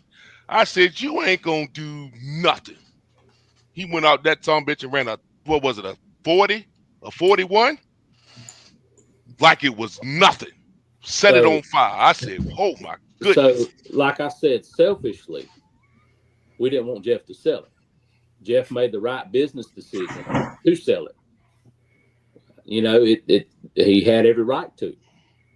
And then it started a war. And then everybody ran it. It got misused at a level. Notice I didn't say illegally. I said just got misused. Yeah. I knew we were in trouble when Cody and Josh went to Rock Hill and nobody could leave behind them and they burned shit up like the woods was on fire. Point blank. These people left that race, said, damn this shit. I don't know what they got. I said, I know what they've got. Yeah. That's how the whole deal went, guys. It sure did. And then Here we are. Then Red Monster has to come up with something to combat it. Live Action has to come up with something to combat it. Then there's White Spider, and then there's Subsonic, and there's so the story. It is nuclear warfare. Everybody pushed the damn nuke button at the same time. So here's where we are. People was trying to get their butt kicked. That story has never been told in public till tonight. And I told JFab at one point I would tell it just to clear the air. Jeff did nothing wrong. Steve's done nothing wrong. Cody and Josh did nothing wrong. Anybody that's run any of those type of products has done nothing wrong because it's not illegal. But sometimes you've got to do what's best, even when it's not what is best for you. Sometimes the betterment of the sport and the hobby means you have to back up. That's all I'm saying. You ain't got to back up. You can keep going forward. But there's no sanctioning body that's ever done anything in racing that hasn't had to change the rules for the competition to survive and to make it viable past, the end of their nose, whether it be NASCAR, NHRA, or whatever. Well, I agree, sir. I remember the stories. But people like the ambiance of running outlaw. They love it. They love to say, I run outlaw. I get it. These cars are absolutely freaking monsters. Do y'all realize that the faster guys in SC, 60 foot faster than the world's fastest pro mods, real cars? They 60 foot faster than Stevie Jackson, the Sheik, and all of them. The damn things are faster than a real car that's worth $500,000. They look like rats on acid when they leave. Frank Greer's shit was lit. If it don't rain that bitch out, he's gonna win that race up there probably. His shit was on a different level because of the prep. He figured out the prep. Just like Ken and Rick for this year have been wearing everybody's ass out because they figured out the prep. But my point is, that's why we're at where we're at, because everybody went nuclear because of what Drew just said. I'm tired of getting my ass kicked. Ulrich, I love him to death. He says it the best. You better get them before they get you. Yep. That ain't how he says it, but that's the gist of it. Like Marshawn Lynch, I know I'm gonna get got, but I'm gonna get mine more than I gets got. And that's how people look at it. So keep running open prep. There's a way that like Supa and people have maintained lanes and stuff. Keep doing it. Try to, when you see somebody struggling with prep, even if they're not on your car, maybe not on your sponsor of prep or whatever, take the time to say, hey man, is there anything I can help you with? Maybe give you a pointer or two. Because while you might be helping somebody that outruns you one day, if you don't help them, they might not be there to ever outrun you. or you outrun them again. They might just walk away. So it's a slippery slope of help that you have to go down. How's that? Is that good, Brian? I mean, I do good? Yeah. Listen, hey, I just saying, if you go back, we gave them a lot of static. And I'm thinking, why did we give them static when it was open prep? It was legal. Well, I'll say this. I'm not. Yes, we gave them shit because of the way they figured out how to apply it and go fast when nobody else did. It wasn't the actual prep, like Tommy said. When it first started, you would go up to the line and be like, "What the hell is this?" And you like, "Oh yeah, I'm gonna leave in that shit, and my car's gonna roll." No, your car ain't going nowhere. You ain't got your points high enough. Not even close. You don't have it. I remember times where they would wait. They would have practice all day Friday. They would wait till the track got gummed up enough for them to put the rest of their stuff on there, and then they'll go out there and drop that 132 in 2 passes. Whop! Just like that. I'm like, you ain't gonna practice? Ain't enough stuff out there for me. You gotta be kidding. You got to be kidding. They wait till about 5:30 that night. Yeah, that's about right. 32. Race over. It's not that they won, like Brad. It's not that they won so much. For me, I don't want to sabotage my racer to outrun. That's my belief only. I speak for Tommy on that. I don't want to do no harm to nobody else at the racetrack. I just want to outrun you fair and square, and I don't want something that I left behind on the racetrack to burn your shit up. That's just me. It don't have to be everybody. Not everybody sees it like that, and I'm fine with that. But to me, that's what pissed everybody off. It's like once it became an epidemic, they wasn't going to stop. Money's too good to stop. Everybody could have stopped it. Everybody's got that option not to run it, to run an OG style prep or run whatever.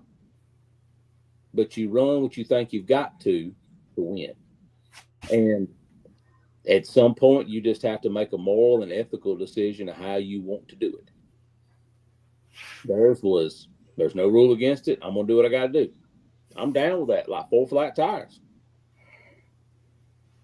Do it. But like then when everybody else does it and it becomes nuclear and everybody's pissed off, hell, I ain't pissed at them for it. They got theirs and they got gone. They left like a thief in the night. They robbed the bank and left. It is what it is. The truth has been spoken tonight about the existence of the damn donkey butter. I mean, there's going to be people bash me for saying, Brian, y'all greedy bastards. I mean, he's not bashing me, he's just giving me shit. But yeah, I was willing to do the same thing they were. But I'm also man enough to admit it was the wrong thing. Timu got me, man. They done locked up my computer. That joint just went down. It just cut off by itself. Man, you got to quit buying them voodoo's instead of voodoos. You got to buy the OG stuff. Quit buying voodoo's. Well, y'all funny. I do want to say I do appreciate everybody's thoughts and opinions tonight. That's nice to hear all that you shared it with us. Especially you, Christina. She doesn't normally chime in, but it's nice to hear her thoughts and her opinions on this. You know why it's important for her to chime in, Brian? Well, she sits behind the scenes and sees it all and talks and interacts with a lot of people. So she just sits back here and just like a sponge takes it all in. She offers a different perspective that sometimes my experience may jade me to think a certain way. And sometimes you need the openness of somebody else say, hey, Tommy, have you thought about it? Hey, Brian, have you thought about this? Hey, Mike. Hey, Drew. Hey, Anthony, have y'all thought about this? Because sometimes we get so caught up in tunnel vision. And our problems or our vision that we can't see the whole field of play. Yeah. For outlaw, why not do center and do? You get 2 minutes, do what you want, your lane. If whatever it takes to make it grow. I like the idea. Everybody's coming on with something. Say, hey, have y'all thought about this or that? Yeah. That's why it's all good. I mean, let's just tell the truth. If I wouldn't have done a live the Sunday after the race, we're not even talking about this. I got on and blowed off steam, and I basically kicked the hornet's nest of the damn NPRC no prep community. I'm maybe sorry, she Tommy. maybe she just took a day off just to kind of. Yeah. I should have just left it alone, Tommy. I'm sorry. You should have waited I till had Monday. to poke the bear. No, I mean, look. No, look. I said what I said, and I was nice about it. I told everybody, if you want to go run up and prep, go run it. It just wasn't going to be my cup of tea. I want everybody to be happy. And I still believe that going to the fastest racetrack in the country and putting all that shit on your tires is not, it makes no sense to me. Nobody will ever tell me anything to make it make sense. But see, Tommy, where you messed up is by you coming out before doing that, before announcing the show or the updates for the Clash. People gonna think that you had a part in changing the rules to go PJ1. So let's clear that up. Hey, Yeah. Mike, how'd that conversation go? How'd that conversation go, Mike? So that everybody knows. For a fact, but like I said, we had people that come up to us want to know if we were going to change it up by going to PJ or if it's going to be open prep. So with both drivers coming up to Tommy and Steve asking us that, kind of self-answered question there. The decision to do it, I was standing in the pay line to get paid. Bush hollers at me. Mike Bush hollers at me, hey, come over here. We want to ask you something. Mike is standing there. Mike Bush is standing there. Carl Jeffcoat, Steve Rule, Zach, and somebody else. I walk over and say, hey, I just come right quick. Hey, what do you think about making the Clash a PJ1 race? I look up. I go, is that what y'all think would be best? Is that what y'all want to do? Yeah. Okay. I mean, I'm one of the 3 members of the board. 2 of them wanted to do it, and I didn't see a reason not to do it, no matter how shitty my experience was. Mike Bush, in his wisdom, Steve and Carl, they both ran really good. Everybody in that circle agreed that PJ1 would be just fine. Now, if people want to run me under the bus and say, oh, that's bullshit, you're the reason, then blame me. Give me the hell, because that means you're giving somebody else a break. My back's big enough. Ride my ass if you need to, if it'll make you feel better. But this decision was brought to my attention. I never made it. I never suggested it. But you know what? Hindsight being 2020, it's a damn good idea. Because when you go to a racetrack that is prepped with PJ1, it only makes sense to use it. So people hate me for it, they hate me. Send me hate mail. I don't care. I'll even tell you my address right now. It's 1-800-GET-LOST-LANE. I don't give a shit. Just so you know. If you be mad at me. If you love me, love me. I love all y'all. We all know PJ. I've been around forever. So, look, Dave, that bastard's been running PJ1 forever since it. Dave probably helped make PJ1 back on the arc and brought it over here. And he's been running it, and that man's won. How much money has that man won this year? He's competitive. He's in the top 10 just about everywhere he goes with it, guys. So, and that's an open venue. So it doesn't matter. It doesn't matter. This race is going to go off with or without you. And some of the people that's giving me shit on this TV show here, live podcast, are the same people that are saying, hey, I just want to make sure the race will be done Saturday, right? No, yeah, blah, blah, blah. We're coming. Some of them that's giving me shit are coming to run it. So it must not be that bad. Well, they just want to come see your smiling face, Tommy. That's all. Maybe they want to come see the world's fastest dry tire car. I don't know. So what's the record now? Because a lot of people don't ask that question. So I went 145 at 103, and AJ this past weekend went 144 at 97 down at RCDRL. But I'm Two not different surfaces. Huh? Two No, different hey, surfaces. no. So Hey guys, who's the fastest dry tire car in the country right now? AJ. AJ, yeah. He went 1. Well, he's the quickest. So when is this grudge race going to be set up? I told him make sure he brings that bucket of bolts with him. Fast. So what we talking about is we gonna have us. Let me not say we. I probably can't run faster than the 160 or something, but we'll see. We're gonna pull and blow the dust off of them. You know what? I tell you what. If AJ me and AJ will grudge race Friday night just for shits and giggles. It ain't got to be. I don't have to race it for no $1,000 or whatever. It can be I challenge AJ Marasco to 10 U Daddies Friday night. You talking about $1,000? That's worth more than that. Ain't nobody gonna race you for that. No, I said no. We ain't gonna race for 1,000. I said we'll run for 10 U Daddies. And that's what I'm saying. I would rather have 10 U Daddies than $1,000. Oh yeah. Mark Vine still owes me 7 U Daddies. I ain't forgot. Hey, look, and you need to bring him on this show and let him say that to you right here publicly, for any question that you answer. So all you AJ Marasco fans, I know a lot of you down there in Florida love him. I love him. He's good people. Get on that ass and tell him, don't you whimper, don't you run, because it's going to be fun when Tommy's got the gun on your ass. Boy, I'm going to put it on you. You're going to get both barrels of the smoke. And everybody will come and watch it, and we'll have a good time and laugh about it and bullshit, and I'll win, and he'll run second. That's just what it's going to be. That's just how it's going to happen. Wow. Oh, yeah. What was it, Cody? What is it Yale Lock and them used to say? Cody and them, I'm going to bust his pamper for him, I believe. Or Charles Lucas used to say, I'm going to bust his pamper. I'm going to bust his pamper. I'm going to bust his pamper. So we're going to have fun with it. Hey, guys that run dry tire, it's a great place to run dry tire. I'm telling you right now.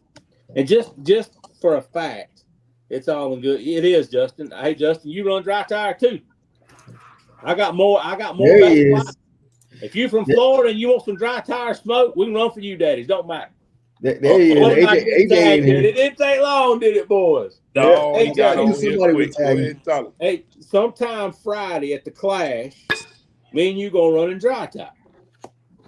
We're gonna run for 10 U Daddies. Can I get a commitment from you that you'll race me Friday night for 10 U Daddies, AJ Marasco?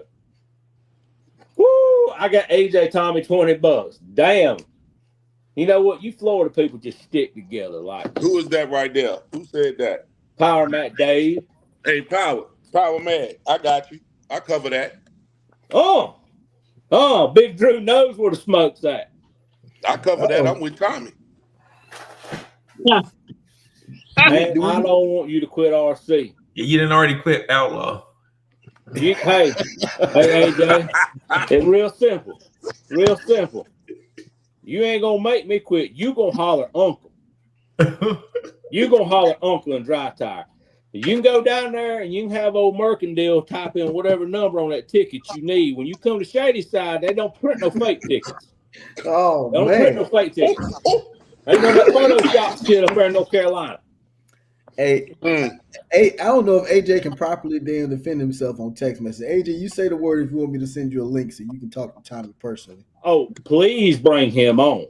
Oh, please. God, no. It's time to go to bed, look, man. Guys, it's not fair. I'm a loud mouth. He's a real quiet, humble man, such as himself.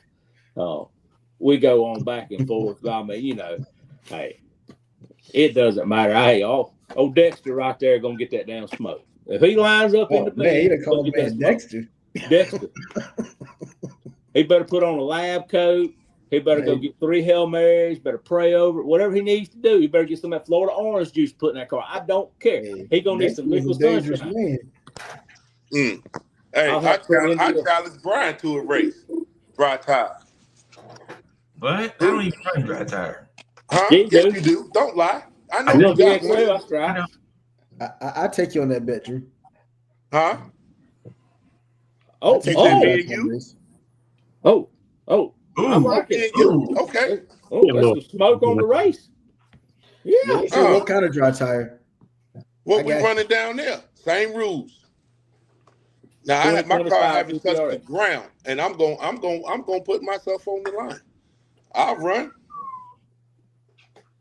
I'll have to put NW. Yep. That's the only way you're gonna be like me. That's the only way you're gonna feel what it's like to be a winter and dry tire. AJ's put NW on the hood. I understand. Little kids sometimes buy the t-shirts that are heroes too. I'll get a comic t-shirt made for you. Hey, Tommy, tell him you go slide it for him after you beat him. Oh, I tell you what, I'll have to order him a special t-shirt and medium. Now I wear an XL man size. He wears a medium. I'll get him one of them mediums. We'll sign it. Oh my God! I mean, this is GFRP on GFRP crime.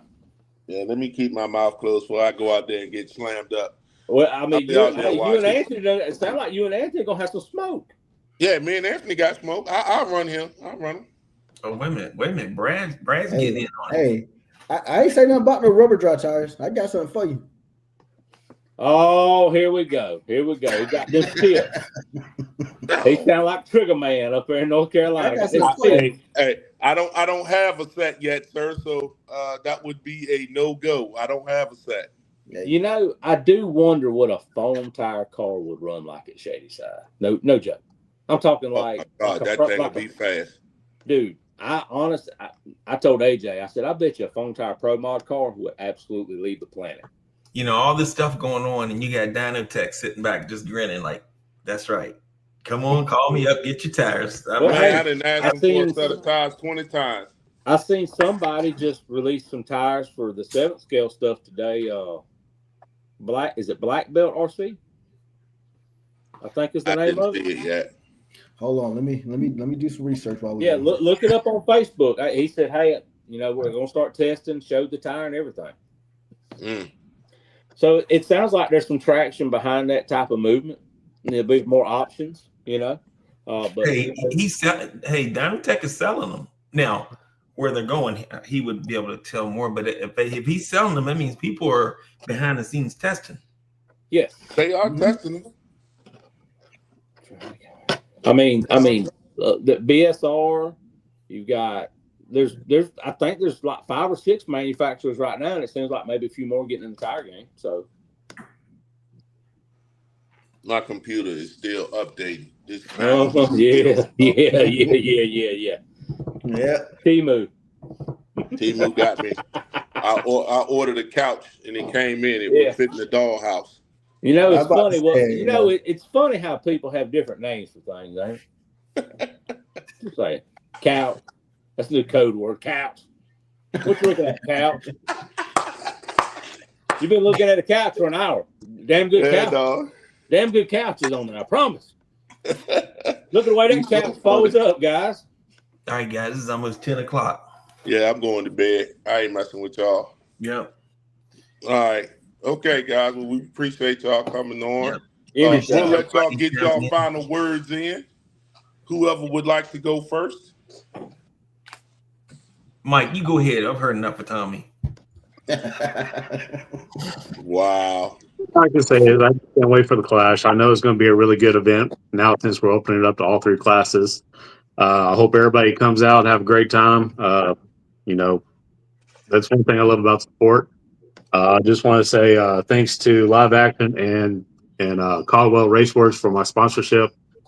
Hopefully I'll get the money, put some electronics back in the car so I can go racing, but I won't be racing at the Clash, so I'll be helping out where it's needed. So hopefully we'll have a great time. Excellent. Awesome. Guys, everybody, you got the ability to come to the Clash now. Anybody can come. All the information, if you need anything, contact myself, Mike, or Steve. The pit map will come out hopefully Friday is the plan. We'll go over that. Thanks to all the guys that helped me with Red Monster, with Steve, Dustin at GFRP, Paul at Shark RC Bodies, Aaron Klein at Ghost RC, Nick Bell with all the horsepower under the hood, Chris Candy at PTR, Jody Miller with my lids. Thank all y'all so much. Kevin Caldwell with the wings and everything. I think that's everything. I'm old, man. I forget a lot. NW. Yeah, NWO. So we'll all have a good time. You'll get to see me and AJ grudge race Friday night. For some U daddies. Hopefully he will accept my challenge. He hasn't said that he would, if you'll notice that. I did know. Tommy, I did notice that. It's called non-committal. We need you to either accept or decline, sir. Yeah, look, you ain't gonna hurt my feelings. I understand some people that got feathers on their legs. He said that his class runs prep. Huh? He said that he will only come to the class if you run prep. I'll be running something. You can call it prep. I call it conditioner. But, Hey, Tommy can back out there. If he's running 145s, he can compete with a lot of the daggone outlaw cars. Here's what I'll say. I'm going to bring a single car to the clash. You may see that single car run one class or two classes. Tommy, I heard you wanted to put one of your cars up for auction on the show and sell it for charity. No. What charity is that, Drew? I don't know. Some charity. You can have you a Tommy car with the fastest sayings in the West. Put it up for auction. Is that the one he stumped? It's still there. I beat the body back out. It's got a few scuffs on it. Man, it's a GF. It's an Apollo. That thing can take a beating. It probably put it down. It'll run right now. That's Maybe. I think the only thing that's broke on it is the carbon, the front clip on the carbon. I tried to break that son of a bitch. I ain't gonna lie. I tried to send it straight to hell. Point blank. I was sick of it, frustrated, let my emotions get the best of me. It happens. It happens. Good, big dog. It happens. Hey, I ain't gonna lie. It felt good to get that frustration out. Because then, once that happened, I turned my focus to that dry tire car. Oh, that was about to be a fucking Jason Voorhees running through that deal if we'd got to run it all. A murder. I heard Frank Greer had a fast dry tire car too. Frank, that weekend. Frank was running real good. I typically ran about 3 numbers better than Frank. Oh, all I was trying to do was just run a little bit quicker than everybody else. If I had to lean on it, I probably could have won a 40 or 39. Oh, he said he could have. Whew. Okay. All right, the racetrack, but in dry tire, track temp means a lot. And once you lose track temp, you're going to slow down. The prep cars got faster. If you think about it, Friday night, you had a ton of people start going 30s when the track cooled off just a little bit. You needed that temp. So, but hey, hopefully I can try to run a 30 something at the Clash in dry tire. We're gonna have a good time. I'm gonna tell you that. Hey, let me borrow that tune, Tommy. Send that to me. It's on the internet, Drew. Everybody has seen everything I do in dry tire on the internet. Where is it at? Under your name or something? I'll go look. It's under my name. I've let it off on some of these shows. Guys, look, put your first dot on 20, put your second dot on 100, run 15 boost, run 60 turbo. Bring your turbo in at 50%, 70 to 80 degrees per second. There it is. There it is. I haven't did that. And you've seen me condition tires. Yeah. So, nothing's changed, guys. Just Tommy the fireman. All I do is just poke a bunch of numbers in the radio. That's all I do. If I want to go faster, I just add second stage speed. If I want to slow it down, I take second from it. That's literally it. The difference between a 160 and a 145 is 30 numbers of second stage speed. 30. You go from 40 to 70. That's the difference. Don't even change the point. Leave it on the same number. Lowe is the only person that paid attention to why my car was fast. So if you want to know why it was fast, go ask Lowe. Yeah, low. He a student of the game. That's Mr. Dry Tire right there. Mm-hmm. You got, but like in dry tire, there's certain things you must make sure you do. And I made sure I didn't catch myself screwing up. Slipping. Okay. All right, guys. Let's get out of here. Everybody probably gone anyway. We probably talking to ourselves. Everybody in the bed sleep. Nah, we still got some people in there. Well, we got some. Hey, Yeah, so we're one gonna night we're gonna do a all night show where we just stay up and talk about whatever. Hey, all y'all, night. Drew will do that show by himself. Like Jerry Lewis. We're gonna take shifts. We'll take shifts. You go be solo. All right. You gonna be solo on that one. I'll take the night shift. Y'all take the early day shift. You know, we're bring Tommy in as a filler. Yeah, me and Tommy got this. Me, Tommy, and Mike. We can special segment called Ask Tommy. If y'all, Mike, I'd be up for an hour or two. I mean, I'd be up when y'all want to do that. I'd be up for a couple hours stint. Y'all let me maybe drink some cool beers on the show. Yeah, we can do that. You know what I'm saying? And then we can talk about everything. We're not even gonna talk about racing. You know what I'm saying? Just talk about everything. That's even better. We can get talking about life. As long as we won't talk about so just let y'all know this weekend, I'm gonna go do something that absolutely makes some people just beat their head in the dirt. We're going golfing this weekend. Yeah, I heard you said you was gonna try that. Have you ever played that before? Yeah, I used to play a lot about 15 years ago. Then life and racing kind of happened, so we went back to it. So me and the NWO crew in Tennessee, me and the wife's leaving Friday, and me and Shay and Ronnie and all of us gonna go play golf for 2 days up there. Are y'all gonna play actual golf, or y'all gonna play drinking golf? Like, you know. Well, they might be a beverage or two had, but I try not to get too sloggered on the golf course. We don't go drink and let golf break out. We let golf break out and maybe drink. Gotcha. All right. Okay, so I would like to thank everybody for coming on tonight. Mike and Tommy, appreciate you talking about it. Tommy, I know you ate a bad pizza and, you know, some stuff came out. But, you know, you was a man about it. You talked about it. We appreciate that.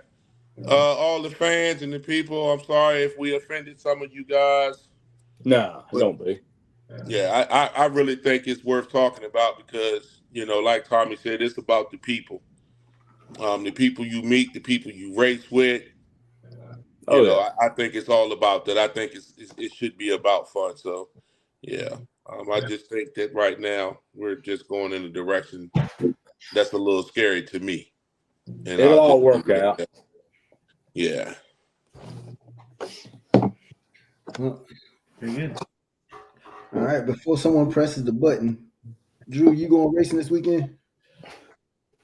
I am. I should be. I'm saving up my pennies and my change, and I should be at the big bracket race this weekend getting my money. All right. So I just want to highlight some races before we get off of here. So SoMod is throwing their annual big bracket race.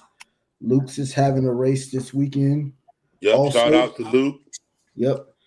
And other than that, in this area, I think Taman is going to come up to Colonial Heights to Richmond. He's going to use our spot. He's going to throw his pink out race. When is that? Is that in October? October the 18th, and we're gonna. I know for a fact we're gonna run 220. We're gonna run bracket. They're gonna run East Slide and 2-wheel drive transmission. So all the SC guys that are local, if y'all want to grab them foam tires, it's gonna be an opportunity to get out there and get some experience with it. All right, Dyno Tech, please. I don't know. Does he have a website or something that I'm missing? I'm getting ready to call him right after the show. Yep, I'm gonna see if I can reach out to him too, and because if we're gonna push that type of race in this area, people need to have some tires. I would if I could get 2 sets. I don't know how y'all do that, but if I could get 2, I guess I'll just send it to y'all or whatever. I want to try it. Not gonna lie.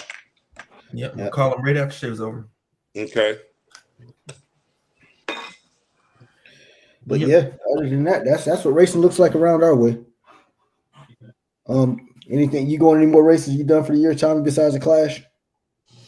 No, I'm going to go to Dallas, and Dallas will be the Crybaby race. Crybaby Nationals? Yeah. Crybaby Nationals. That will be, I told Jay Fav and them I'd come run it. It's open prep. But I'm going to go do it just because I'm going to go out there see my family. You ain't done with prep, Tommy. You just taking a break. Yeah, you taking a break. Probably. I'm one of them people that'll say never, then have to eat it. Yep. Okay. Hey guys, it all works itself out. Sometimes you got to step away from something when it's got you aggravated and regroup. The hard part for me is I struggle when I run 2 classes. Yeah. Mike, what about you, sir? Are you done for the year? I know you said you want to run at the Clash because you help running it. Yeah, I'll possibly help run it. If I'm lucky enough to even get an ESD before then, I'll probably race. But the Clash is pretty much the last one until March Madness, and that's pretty much about as far as I could think ahead. Gotcha. There's the website. What are you running? R1 or what are you running? Ghost? R1. Okay. Okay. Gotcha. All right, fellas. Well, like I always say, it's not what you race, it's that you race. Yeah. So we're gonna be. With that being said, let's just continue to try to be positive and take what we've learned or what we've been learning these last few shows and turn it into something good and move forward. And hopefully we see more people out there. And guys, look, we are all still friends. We all still race. Let's not get there and fight over small stuff. Let's just have fun. Let's just have fun. Yep. Yeah.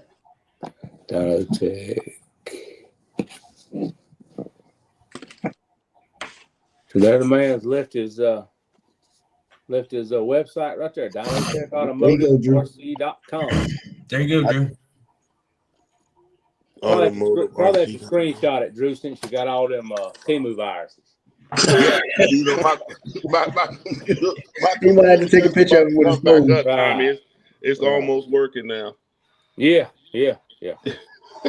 Tommy said it's all the couches you're looking at. Yep.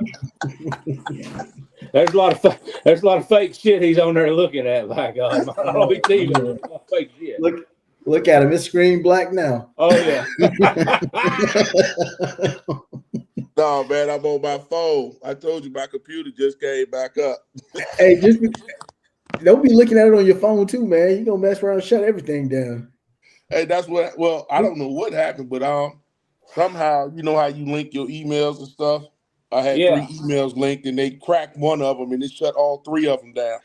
We go out reactivate all out there to do a welfare check on you, man. That's happened to me about 5 or 6 times, Drew. That's how it happens too. Yeah. Yeah, they got me, dog. They hacked the one. Yeah. Temu Hub got you. Is what happened. Temu Hub. Hey, look, it was Temu and AliExpress. I tried to order that. That servo for $5. Alley Cat Express. Yeah, I understand. Yeah. Oh man. All right, guys. I got to go. Thank you guys for coming on. Have a good night. Have a good one. Bye. Take care.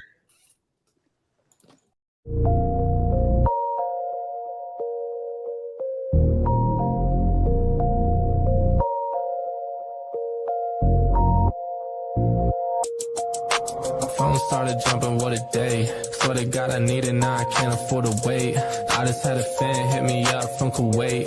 Told him this would happen and we not a minute late.